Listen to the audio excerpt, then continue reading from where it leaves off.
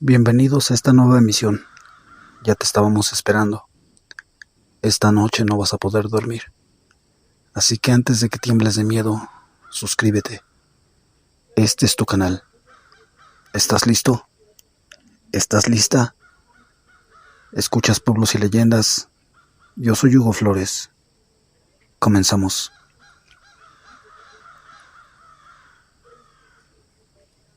Soy de Tulancingo, Hidalgo. Actualmente tengo 23 años. Lo que me sucedió fue cuando tenía 14 años, en un pueblito que se llama Santa Úrsula. Ese día mi abuelo paterno y yo fuimos a comprar mandado para la casa. Teníamos que ir a otro pueblo, el cual la verdad no recuerdo su nombre. Pero para meterlos más en contexto, Santa Úrsula está en la parte baja de un cerro, casi a llegar hasta abajo. Y para llegar al otro pueblo debes subir casi todo el cerro por la carretera y pasar a otro cerro. Entre Santa Úrsula y el pueblo hay un puente para cruzar un barranco que se llama el Espinazo del Diablo. Entre Santa Úrsula y el Espinazo del Diablo son 10 minutos y del otro pueblo al Espinazo son casi 40 minutos, en ambos casos caminando. En fin, ya que íbamos saliendo del pueblo para ir a Santa Úrsula y pasados 10 minutos caminando a orillas de la carretera, pegada al cerro estaba una niña de 12 años, sentada con una bolsita de naranjas, jugando con una planta o una hoja de árbol. Cuando mi abuelo y yo pasamos frente a ella, la saludamos, y mi abuelo le preguntó qué hacía ahí solita, ya que era muy tarde para que estuviera ahí, y aparte ya iba a oscurecer. Le dijo que era peligroso estar a esas horas por la neblina que se pone, y por cualquier animal que pueda estar cerca. Ella contestó que iba para Santa Úrsula, iría con su papá, pero que él se había quedado hablando con un amigo en el pueblo y le dijo que se adelantara. Mi abuelo le dijo que nosotros también íbamos para Santa Úrsula, que si quería la podíamos encaminar para que no estuviera ahí solita. Ella nos dijo que sí. Se levantó. Seguido de eso nos saludó de mano y se presentó diciéndonos que se llamaba Arlet y que tenía 12 años. Cabe aclarar que en esos pueblos todos se hablan como si se conocieran de años. Son súper amables, y por eso no hay desconfianza al hablar con algún desconocido. De camino para allá íbamos platicando. Tanto ella nos preguntaba de nosotros, como nosotros a ella. Así se nos hizo más rápido el camino de 40 minutos. Pasando el Espinazo del Diablo, seguido de unos 3 minutos más caminando, ella dijo que mejor iba a esperar a su papá para llegar junto con él a casa, porque si no su mamá la iba a regañar. Pero nos pidió de favor que pasáramos a decirle a su mamá que ya iban en camino para allá, que traían algo para comer. Nos explicó dónde estaba la casita y por quién preguntar. Mi abuelo le dijo que estaba bien, pero que si se hacía más tarde, que se fuera ya para su casa y que dejara que su papá llegara después, por si acaso. Que no la regañarían porque por eso nosotros pasaríamos a decirle también a su mamá que la encaminamos hasta ese sitio. Ya unos metros antes de despedirse, ella dijo que sí, y nos regaló una naranja de las que llevaba. Nos despedimos de ella y fuimos a donde nos había dicho que estaba la casa. Tocamos. Salió una señora mayor. Se miraba un poco más grande que mi abuelo. Pensamos que era abuela de la niña y le comentamos lo que pasó y que habíamos dejado a su nieta cerca del pueblo. La señora confundida nos dijo: ¿a qué nieta? Si ninguna nieta había ido a verla. Le mencionamos el nombre de la niña y la edad. La mujer, muy enojada, nos contestó que si nos estábamos burlando de ella, ¿por qué le hacíamos eso? Mi abuelo le dijo que no, que solo estábamos pasando a decirle lo que la niña nos había dicho. Le volvimos a encontrar donde la encontramos y dónde la dejamos. La mujer, seguido de eso, como que le cayó el 20. Dijo que la niña era su hija, que tuvo un accidente en el Espinazo del Diablo. Iba con su papá. Cuando un colectivo venía pasando por ahí, justo ahí se cayeron. Cuando la mujer dijo eso, yo me quedé congelado, con muchos escalofríos en el cuerpo. Ella dijo que la esperáramos ahí y se metió. No tardó en salir con una foto donde estaba la niña, un señor y una señora. Ella dijo que la señora de la foto era ella misma, que estaba con su esposo y con su hija. Mi abuelo y yo nos volteamos a ver. Él se dio cuenta de lo asustado que yo estaba y me dijo que fuera a esperar más adelante, y él se quedó hablando con la señora. Me pidió mi naranja, la que nos había dado la niña, y se la mostró a la señora diciéndole que mirara. Eran las 2 naranjas que nos había regalado a la niña. Esperé a mi abuelo apenas unos metros frente a la casa de la señora. Ella y él hablaron unos minutos.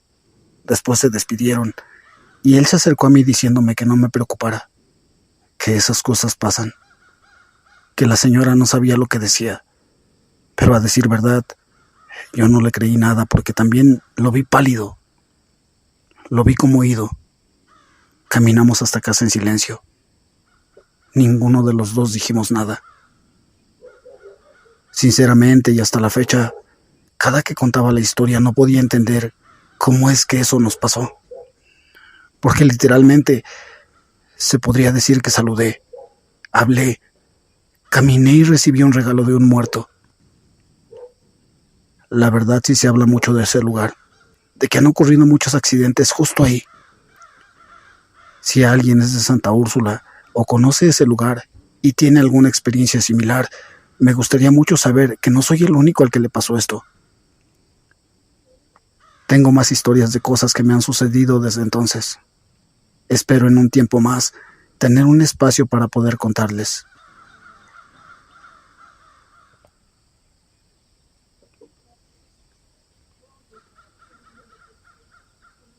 En una funeraria trabajaban 2 guardias. Uno debía encargarse de la parte de afuera y el otro guardia pasaba todo el tiempo dentro. Pero una noche el frío era tremendo. Un aire helado empezó a soplar y en un instante ya estaba lloviendo. Así que Roberto entró al edificio a refugiarse. Era ya de madrugada. Las luces estaban apagadas y no podía encontrar a su compañero, que parecía estar dormido porque no respondió al llamado en la radio. Con algo de nerviosismo, Roberto comenzó a gritar el nombre de su compañero.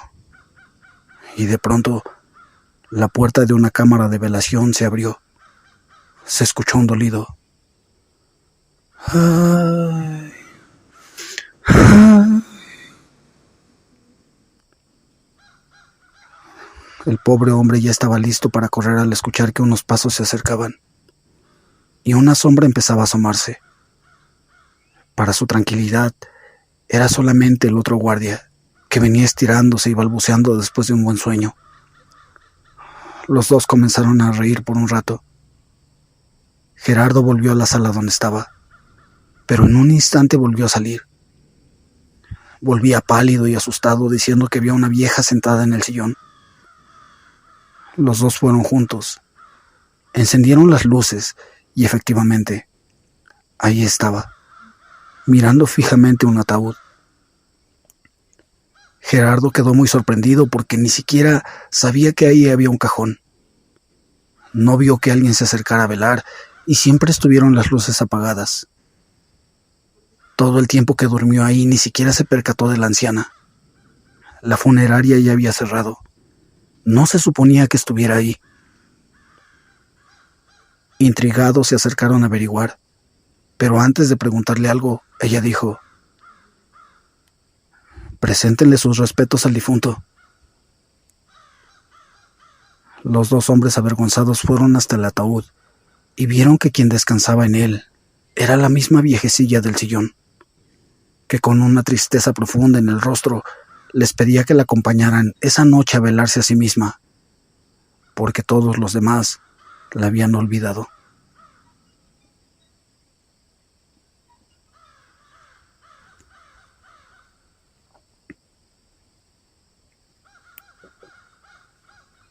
Hola, Hugo. Hace tiempo les quería contar esta historia que ocurrió en el pueblo de donde es originario mi padre. Espero que les guste. Eran las últimas horas de la tarde. Se podría decir que ya caía la noche. Un hombre entró presuroso a la iglesia. Ya no encontraba ningún otro consuelo que buscar a Dios. Bueno, no en sí a Dios. Necesitaba estar allí, en un lugar así, donde pudiera encontrar paz y tranquilidad.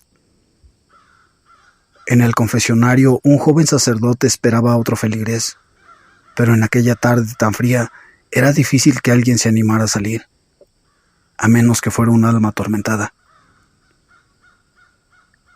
El sacerdote en su interior sufría porque muchos de sus compañeros decían que Dios les había hablado. Muchos de ellos lo habían visto. Otros solo en sueños, pero él nada. Esto lo atormentaba de sobremanera y muchas veces lloraba en su cuarto y se flagelaba porque no se sentía digno de su investidura. En la oscuridad de la iglesia, el sacerdote no había logrado ver al hombre que había entrado, pero una voz en su interior le habló y le dijo: «Está en la iglesia el alma que tienes que salvar. Es tu momento». Dios le había hablado.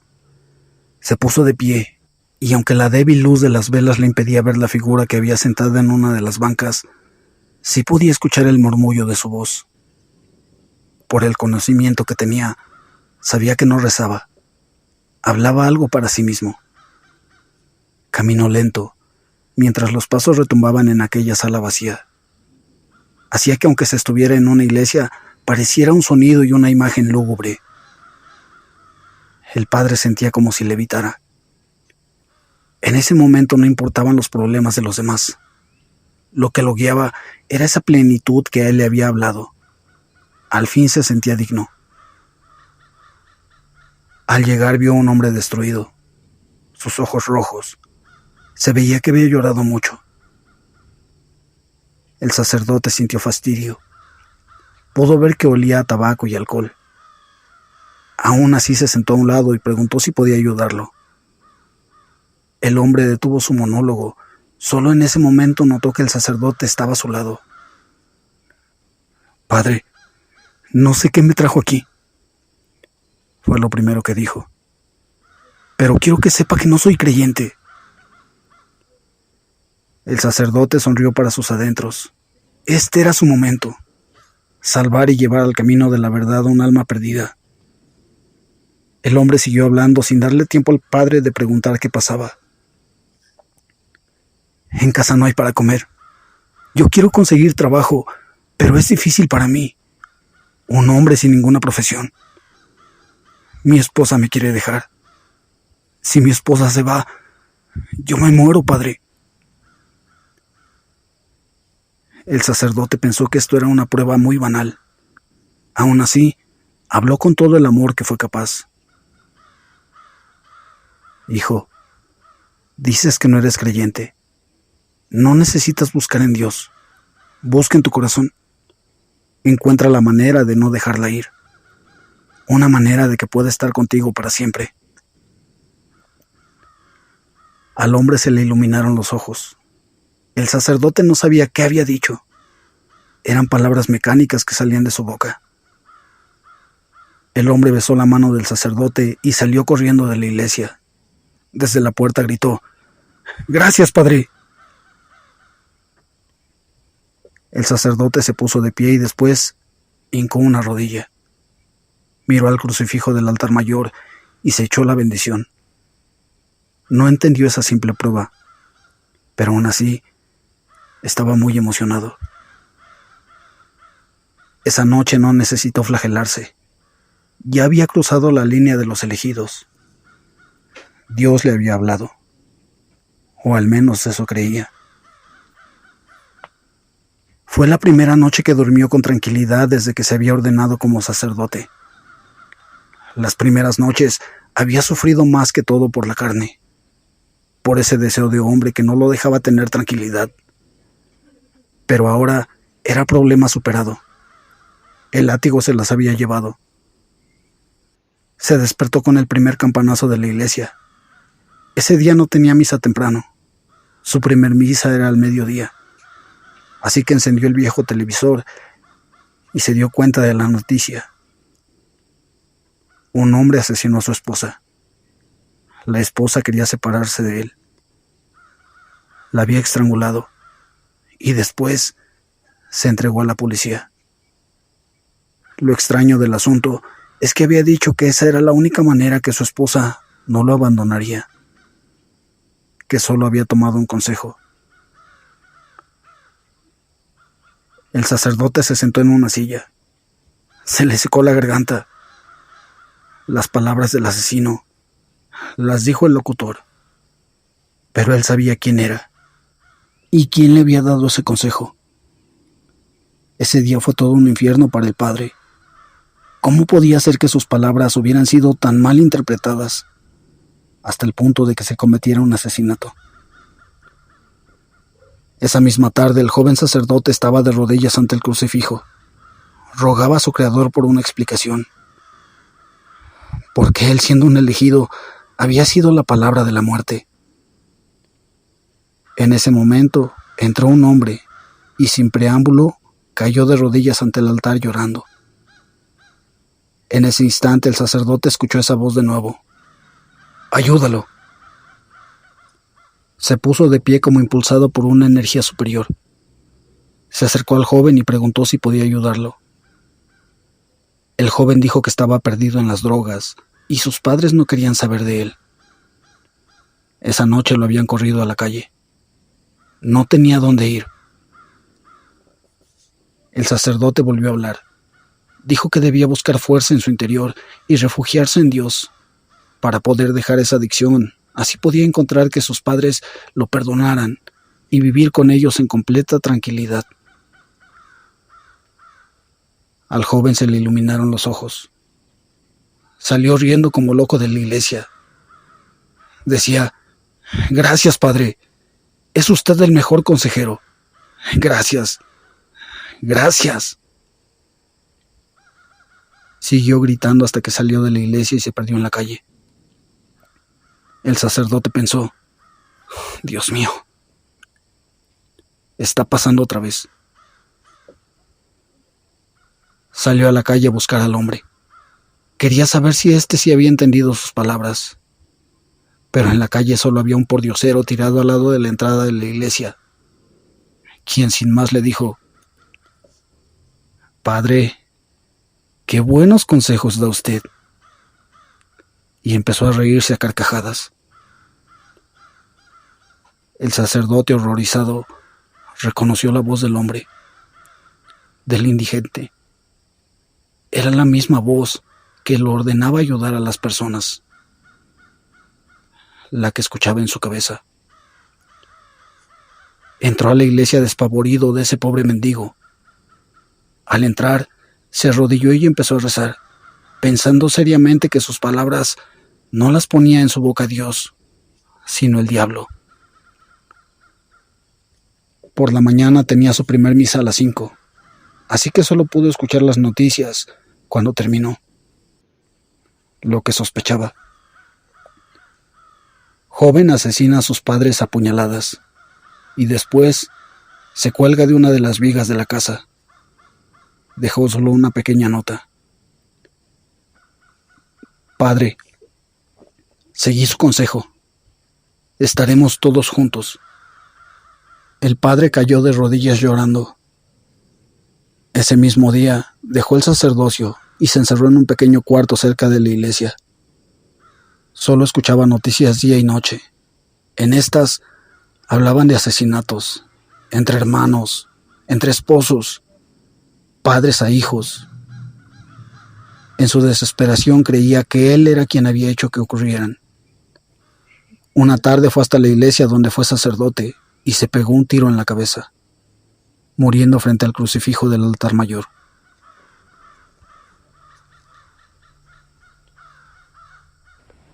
Hola, me gustaría compartir una experiencia de hace años. Actualmente tengo 19 años y soy de Nogales, Veracruz. Pero cuando estaba más pequeño, de aproximadamente 8 años. Vivimos en una colonia cerca de un cerro, y es ahí donde comienza mi relato. Para que tenga una mejor descripción este relato, les diré que el lugar donde estaba mi casa solía ser un botadero, al cual al dejar de funcionar lo limpiaron y vendieron por lotes. Mi madre decidió comprar uno de estos. Poco tiempo después se empezó la construcción.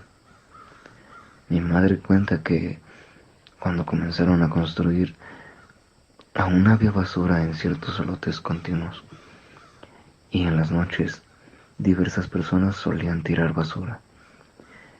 En alguna ocasión cuenta mi madre que vio cómo tiraban trabajos de santería. Pero avancemos un poco más. Cuando mi madre ya tenía la casa construida y todos los lotes estaban poblados, nos mudamos. Yo solía tener malas sensaciones en ese lugar, aunque todo fue tranquilo hasta que yo entré a la secundaria, es decir, a los 12 años. Ya había pasado tiempo desde que nos habíamos mudado. Por esas fechas, la hija de mi vecina de enfrente quedó embarazada. Fue algo muy bonito para esa familia, pero para mí fue un hecho que me marcó, pues nuestra casa tenía la base de cemento y el techo era de lámina. Cuando la vecina tenía 5 meses de embarazo, una de esas noches, de pronto cayó algo en mi techo, algo que al caminar sumía la lámina y de pronto empezaba a rascar de forma horrible. Ese suceso se empezó a repetir noche tras noche y me aterrorizaba, pues siempre estaba con uno de mis hermanos, puesto que mi mamá y mi papá trabajaban de noche y mis otros hermanos también. Solo éramos yo y mi hermano, unos años mayor, pero justo antes de que esa cosa cayera en mi techo, mi hermano se encontraba en un sueño tan profundo que nada lo despertaba. Pero lo que más me aterrorizaba era que a donde yo me moviera de la casa, esa cosa se movía. Una noche, llena de terror, traté de despertar a mi hermano, pero este no despertaba. Aquella cosa estaba rasguñando más y más fuerte. Sentía que iba a entrar. Ya desesperada, quise salir corriendo. Empecé a caminar hacia la puerta y esa cosa empezó a seguirme. Y justo cuando estaba por abrir, esa cosa soltó una respiración, como la de un toro, lo cual heló mi sangre y no me pude mover. Y esa cosa rascó y rascó y solo se detuvo cuando llegó mi hermano mayor. Y esa historia se repitió noche tras noche. Esa cosa llegaba y rasguñaba y se detenía al llegar mi hermano. Seguido, así fue hasta que la vecina se alivió. Entonces, por las noches, escuchaba cómo esa cosa rasguñaba el techo de mi vecina. Una de esas noches, me armé de valor y por una ventana espié hacia aquel techo y vi un pájaro enorme, negro, que rascaba aquel techo. No sé en qué momento dejó de hacerlo, puesto que nos tuvimos que mudar de ahí. Ahora vivo en la misma ciudad, pero en una colonia diferente, alejada de aquella casa. Pero últimamente, cuando escucho los relatos en las noches, siento una presencia. A mi edad sé que eso que vi era una bruja, pero no me explico por qué. ahora que soy un poco más adulta, ha vuelto. Ahora, en mi nueva casa, por las noches en el patio se ve una silueta oscura y está más presente cuando me encuentro sola, escuchando relatos en la noche. Sinceramente, tengo pavor de quedarme nuevamente sola por las noches, ya que mi madre trabaja de noche y mi padre está de vacaciones, pero pronto estas se acabarán y volverá a su trabajo nocturno. Me gustaría saber qué opinan de esto, familia.